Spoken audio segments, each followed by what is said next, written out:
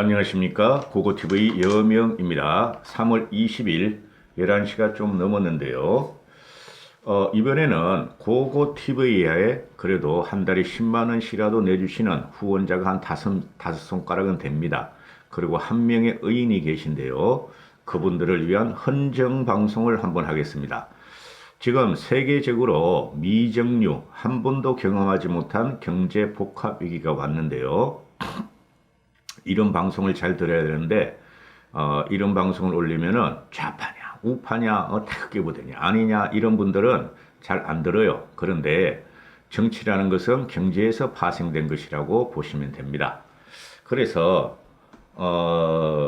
이런 방송을 내가 두 번 찍었어요. 첫 번째는 시계제로라 그래가지고 한 달 반 전에 찍었는데 올리자마자 노딱 이래가지고 오늘은 제 자매 방송인 고고 여명 TV라고 있습니다.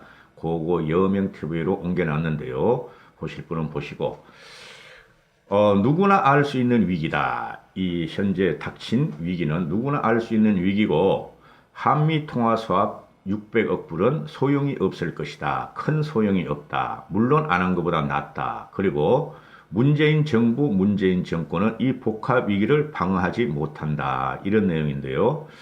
고고TV가 왜 다른 그 정치 우파 유튜브 방송들하고 다르게 이런 걸 방송하냐 하면은 제가 과거에 실물 경제인이었어요. 지금 사업체를 다 정리했는데 작년부로 해가지고 대충 다 정리해 버렸어요.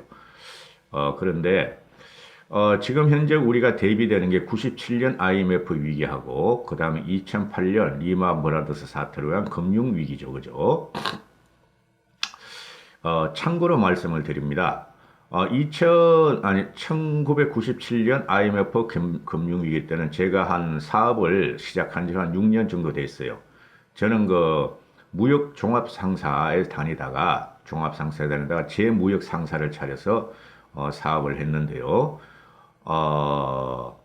사업을 하다 보니까 외환 같은데 상당히 민감하죠. 무역회사니까. 그 당시에 내가 저희 회사가 수출도 하고 수입도 했는데 수출이 대부분이었죠. 그런데 당시에 나홍변가 상공부 장관이 그랬을 거예요. 김영삼 정부 때. 그런데 나홍배가 그런 말을 했어요. 우리나라에 500만 불 이상 하는 수출 기업이 3천 개만 있으면 우리는 중진국에서 선진국으로 갈 수 있다 할 때였어요. 제가 그때 500만 불 훨씬 많이 했으니까 그 이상을 했으니까 3천 개 정도 안에 들었겠죠, 제 회사가. 그런데 그때 500만 불하고 지금 500만 불하고는 달라요. 30년 전에 하고는. 그런데 그래서 환도 많이 봤어야 됐고, 그 다음 외국을 자주 돌아다니니까 거의 대기업의 하청업체, 외국 대기업의 하청업체, 글로벌 기업의 하청업체들하고 제가 협력업체들하고 거래를 했으니까요. 그런데 97년 IMF 위기하고 2008년 금융위기 때 안 들으셔도 됩니다. 지루할 겁니다. 한 2, 30분 가요. 이런 방송 30분 가요. 그런데 IMF 당시에 내가 버는 족족 주식을 투자했어요. 주식을 투자했는데 현금이 한 25억이 들어갔어요. 현금이. 그 레버리지로 뭐를 했냐 하면은 이제 신용 투자를 했는데 저는 이제 사업하느라고 바쁘니까 정권사, 제가 그때 강남에 회사가 있었어요. 그래, 정권사 직원을 3명을 썼어요. 지점장하고 뭐 차장급 이런 애들 내 돈 관리해라 3군데 찍어줬는데 90년도에 25억이면 엄청나게 크죠. 엄청나게 큽니다. 93, 4년, 94, 5년 25억이면 현금이. 그래 한 70억 내지 80억을 돌렸어요. 그 당시에. 그럼 지금 한 700억, 800억을 돌렸다는 거죠. 현재 화폐 가치로. 최소한. 그러니까 큰 손이었는데 너희가 맡아서 해달라. 응? 근데 이제 97년 딱 터지니까 IMF 환이 막 폭등을 하고 그 다음에 그 주식은 그냥 그때 200에 얼마까지 갔죠? 철에서 150인가 200까지 갔는데 빠개지는데 내 전 재산이 다 날라갔어요. 전 재산이 신용을 썼기 때문에. 그리고 그 한 번 떨어지면 말입니다. 걷잡을 수 없어요. 요번에 이게 주식이 떨어지는 거 말이에요. 그 당시보다 조금 심해요. 지금 현재까지 오늘까지. 그런데 떨어지고 처음 당해버리니까 IMF라는 게 뭐냐? 국제통화기금이다. 고등학교 때 그것뿐이 안 배웠고 대학교 경제 강의 때도 그것뿐이 안 배웠는데 IMF의 구제금융이라는 게 딱 튀어나오니까 당시에 정잡을 수가 없었어요. 그런데 전 재산이 나고 집을 차압도록했다 하고 정권회사가 신용을 갖다가 못 막으니까 그래 신용 지점장을 불러가지고 너 나한테 그러면 죽는다. 네가 한 거니까 나는 난 일임을 했지. 너가 임마 내 허락도 받지 않고 주식을 샀다. 그때 한보 7강을 많이 샀더라고 얘네들이. 김현철을 그래서 그때 내가 조금 하여튼 그런 이해하지 말고 김현철이 한 그 한보 7강을 많이 사고 그 다음에 혜태전자도 많이 사가지고 거기 몰빵을 해놨더라고. 그 삼성증권의 서초 지점에는.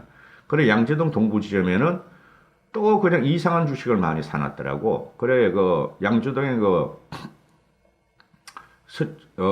서초동의 삼성증권 지점에는 대학교 후배였어요. 지점장이.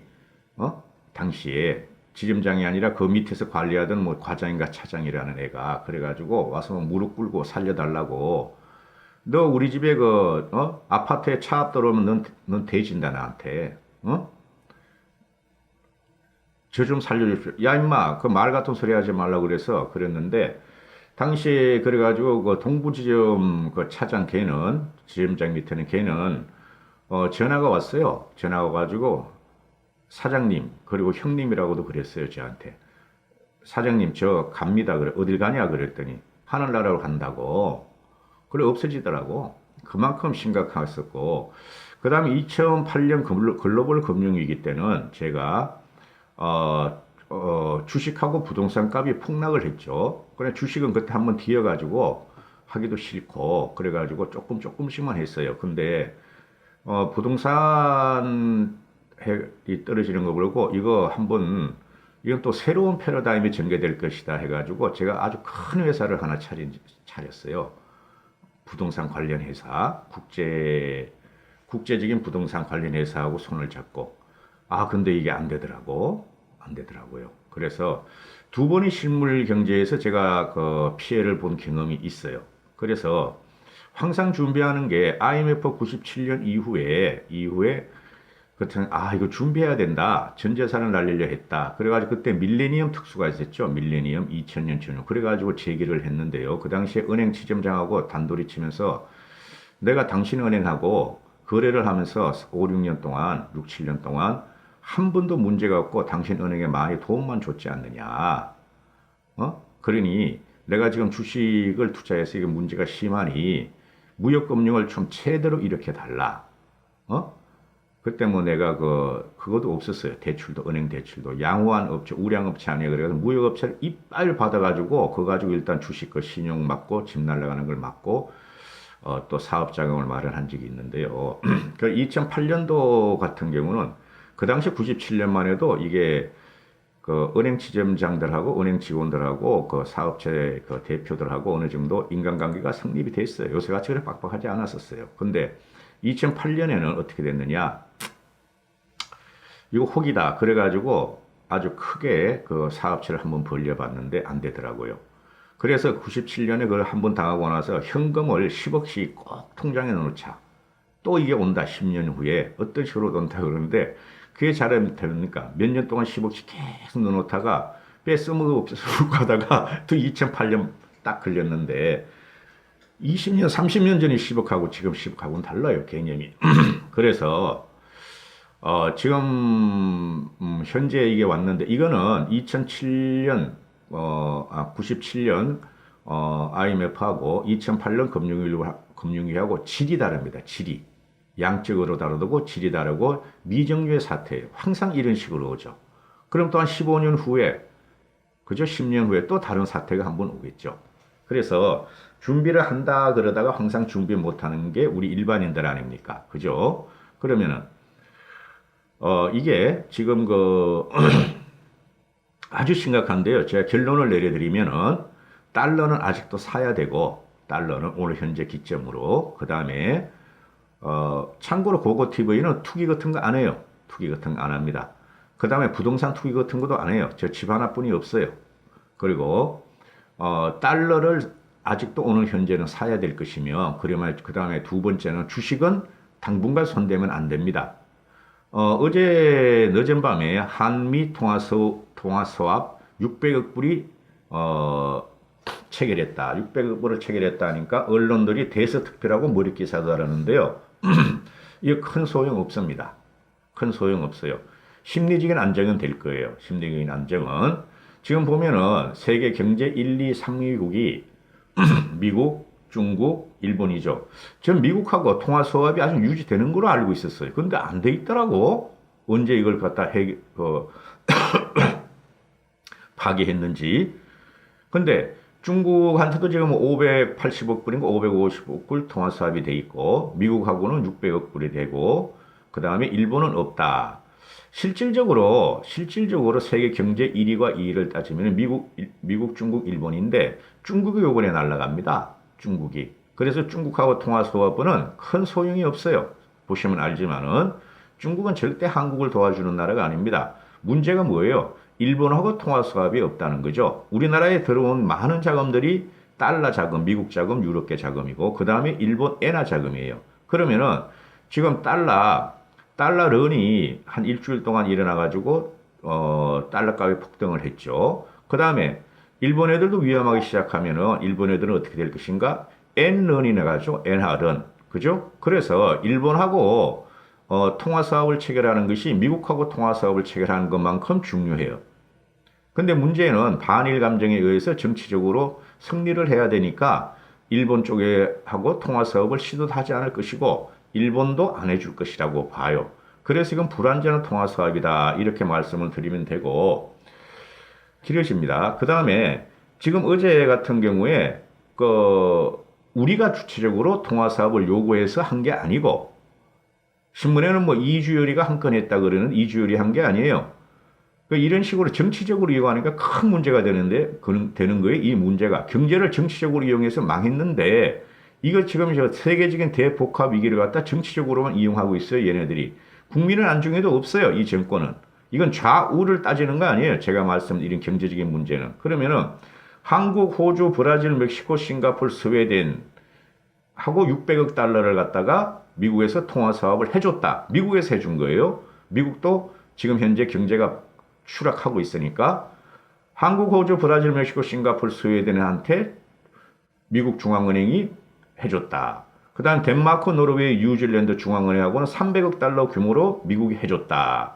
미국도 지금 통화 사업으로 자체적으로 미국을 방어하는 중이죠. 거기서 한국이 낑겨 들어간 거지. 한국이 요구해서 한국의 이익을 위해서 한 게 아니에요. 미국은 지금 미국의 이익을 위해서 한 건데 여기 보시면은 우리가 그 97년 IMF 위기 때 2008년인가? 2008년 IMF 위기 때는 300억의 구제금융을 받았고 고리의 빛을 받았고 2008년에 이명박이가 300억 불을 당겨버리죠. 13년 전에 12년 전에. 그럼 그 당시의 경제 규모하고 지금하고 보면 우리가 2배 이상 늘어났으니까 600억 가지고는 안 된다는 거예요. 왜?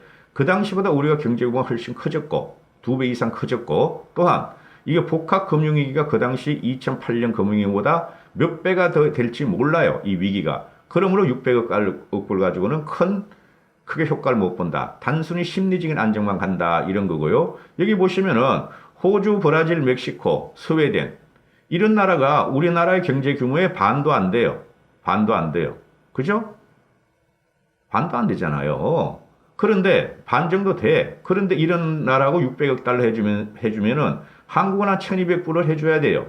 이거는 미국의 작품이지 한국 문재인의 작품이 아니다. 분명히 알으셔야 되고 보시면은 뭐 덴마크, 노르웨이, 뉴질랜드 같은 데가 얼마나 경제 규모가 작아요. 우리나라 한 5분의 1, 10분의 1분이 안 될걸요? 근데 이런 데서 300억 불을 해죠. 그럼 우리나라가 이런 데하고 비교하면 3천억 불 정도는 통화 사업을 해야 되는데 이거는 실패한 정책이지 문재인 정권을 칭찬할 정책이 아니다. 그렇죠? 미국이 해준 거지 한국이 한 게 아니에요. 이거 미국이 자체의 그 통화 시스템을 방어하려고 미국이 한 거고. 그리고 이 사건을 보면은 우리는 과거의 경험으로부터 배울 수가 없어요. 이게 미정유의 경제 위기를. 그죠? 과거의 경험으로부터 배우고 이거는 초유야, 초유. 처음 또 일어나는 거야. 그래도 과거를 참고할 수뿐이 없다. 과거 참고가 97년은 여기서 들어가면 안 돼요. IMF는. 왜? IMF는 동남아 환율 해지 공격에 의해서 동남아만 된 거고, 그죠? 동남아만 당한 거고, 2008년에 금융위기를 갖다가 우린 참고하시면 돼요. 2008년 금융위기. 그죠? 그리고 이런 사태가 벌어지면은 정부를 믿으면 안 돼요. 정부를. 기본적으로. 정부는 왜냐하면 정권을 잡은 정치인들이 하기 때문에 자기들이 면피를 해야 되고 자기들이 살아가려고 국민을 속인다는 것이죠. 그죠? 앞에서는 국민을 살리기 위해 산다 그러지만은 그러나 2008년하고 지금 2022 경제위기가 다른 게 뭐냐면은 2008년에는 걸출한 경제인 대통령이란 이명박이 있어서 그걸 헤쳐나갔다. 세계 유일무이하게 이명박을 헤쳐나갔죠. 그렇죠? 다른 나라는 전부 다 마이너스 추락하고 공공에 빠지고 이명박은 대한민국은 유일하게 뚫고 나갔다. 성장을 시켰다. 그거하고 이 정부하고 비교를 하시면 되고 그리고 이명박은 솔직히 정치적으로 경제를 이용한 적이 없어요. 문재인하고 이 정권하고 달리. 그리고 세 번째는 이런 사태가 오시면 정부를 믿으시면 안 되고 실물 경제인들의 말을 믿으시면 됩니다. 실물 경제인들만 쉽게 말해서 삼성이 어떻게 움직일 거냐, 움직이고 있는가, 또는 대기업이 어떻게 움직이고 이걸 신문기사에 잘 보시면 되고 그 다음에 세계 유수 미국이나 유럽 쪽의 IB 뱅크들, IB 은행들의 보고서를 잘 보시면 돼요. 한국에서 나오는 보고서는 지금 다 막힐 거예요. 절대 부정적인 보고서를 문재인 정권이 용납할 리가 없어요. 그걸 잘 보시면 되고 그 다음에 경제학자들이 또 한국 경제학들이 말하죠. 그거 믿으시면 안 돼요. 지금 언로가 통제되어 있고 문재인 정권은 자기를 비판하면은 탄압하는 정권이니까 그래서 안 되고 세계 경제 석학들의 말도 막 여기저기 쏟아지죠. 그런 것 갖다가 어떻게 우리가 합니까?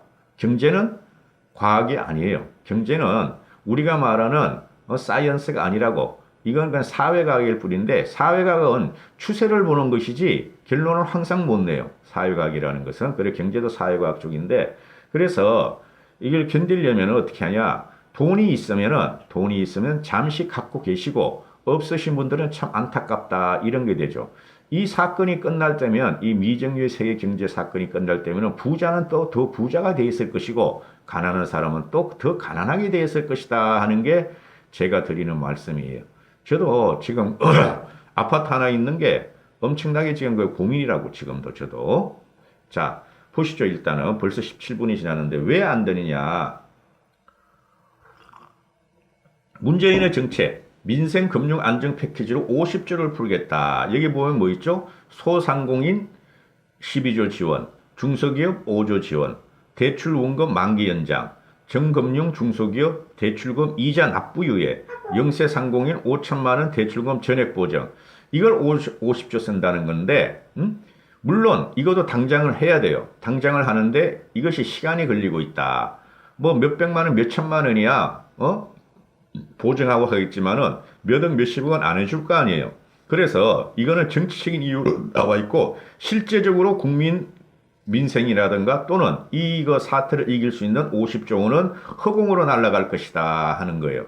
제 생각에는 여기를 보시면은 뭐가 빠져 있죠? 세금 감면이 없죠. 법인세하고 법인세, 소득세, 부동산세 이런 거. 그죠? 종부세. 세금 감면이 없어요. 세금 인하가 없다. 이럴 경우에는 이 사람이 하는 말은 뭐야? 50조를 하겠다. 50조를 쓰겠다. 추경도 벌써 12조 하에서 더 하겠다. 그러고 그러면은 한 100조는 쓸 것 같아. 그럼에도 문재인 정권의 100조는 무망할 것이다. 소용이 없이 되고 국가의 빚은 더 늘어가고 국민들은 더 피폐해질 것이다 하는 게 문재인 정권의 기본 실력이에요. 그래서 이 사람이 한 건 뭐야? 문재인이라는 사람이 재정 집행만 지금 나열했죠. 그죠? 그럼 이 돈을 지금 세금으로 지금 당장 거둘 수는 없으니까 어떻게 돼요? 이게 국가 빚을 내겠다는 소리죠. 그럼 재정 집행은 지금 당장 해야 돼요. 그러면은 이번 사태는 모든 경제학자들, 유명한 사람만, 그리고 IB 뱅크들, 또는 미국에서 지금 미국에서 하는 게 맞죠. 미국은 재정 집행도 때려버리고, 법인세, 소득세, 모든 세를 지금 깎아주죠. 더 깎아줘. 그죠? 세계에서 지금 가장 싼데. 그래서, 문재인 정권 이 친구는, 이 사람은 재정 집행만 나열했다. 그래서 안 된다. 그래서 실패한다. 왜? 세금 인하가 정답이에요. 이럴 때는 세금 인하가 정답이고 그 다음에 재정 확충이 같이 들어가줘야 돼요. 그러니까 미국의 트럼프 또는 미국의 상하원 여야는 세금도 감면해주고 즉시 하잖아요. 세금도 감면해주고 재정도 쫙 풀고 0%까지 내려버리고 금리도 인하 내려버리고 그 다음에 뭐 개인당 1,000만 원 $1,000에서 $2,000까지 주겠다. 지금 이러고 있는데 세금 인하를 첫 번째 해야 되고 그 다음에 재정 확충이 답인데 문재인 정권은 우리가 알다시피 뭐죠? 기본 정책이 세금을 인상해서 부자들한테 세금을 걷어서, 그죠? 자기들 지지자, 자기들 지지자만 준 거야. 자기들 지지자한테 무상 분배가 목적이었죠. 그래서 세금을 내는 상위층들, 이건 부동산 종소세 이런 게 이번에 폭탄으로 날아오는데 이게 지금 굉장히 심각한 문제가 될 거예요. 절대 안 고친다고 얘네들은. 그러니까 우리가 사회로 이겨서 고쳐야 된다고. 그리고 얘가 지금 하는 게 뭐예요? 세금 인하도 안 하고 재정 확충만 하겠다. 그죠? 이거는 뭐죠? 얘네는 국가 비찬 일단 늘리겠다. 그죠? 그리고 나서 어떻게 한다 그래요? 경제 활성화 후에 보충을 하겠다는 건 맞아요. 근데 경제 활성화가 될까요? 안 된다는 거죠. 왜? 법이 지금 현재 아주 우수한 대기업 몇 개를 제외하고는 중견기업, 중소기업은 이렇게 가면 말이죠. 쉽게 말해서 대한항공 같은 걸 보시면 돼요. 그죠? 신라호텔을 보시면 돼요. 이런 중견 대기업들이 지금 현재 매출이 안 나와가지고 몇 달만 지나면 어떻게 돼요?